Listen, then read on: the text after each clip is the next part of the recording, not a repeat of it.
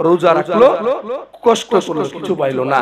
সারা রাত নামাজ পড়লো, কষ্ট করলো, বিনিময় সে আল্লাহর কাছে পাইলো না।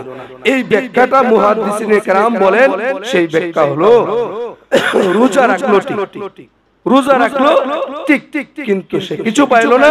তার মানে কি, রোজা রাখলো ইফতারির সময় সুদ আর ঘুষের টাকা দিয়ে ইফতারি করছে।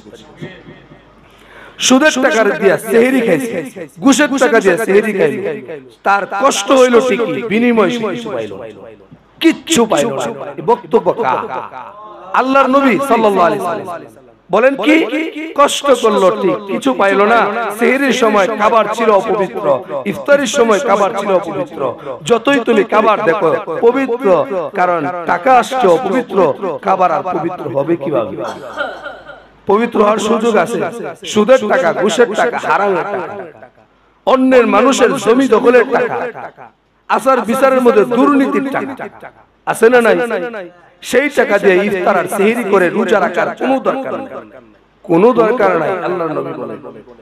দুই নাম্বার বলেন, নামাজ পড়লো, সেই নামাজ মানুষকে দেখানোর জন্য, মানুষ তারে নামাজি বলবে, নফল ইবাদতকার, তাহাজ্জুদ গুজার ওয়ালা বলবে, সেটা মানুষের সামনে প্রকাশ করার জন্য, অহংকারী ভাব তোলার জন্য সেটা মানুষের কাছে বলে দিয়েছে।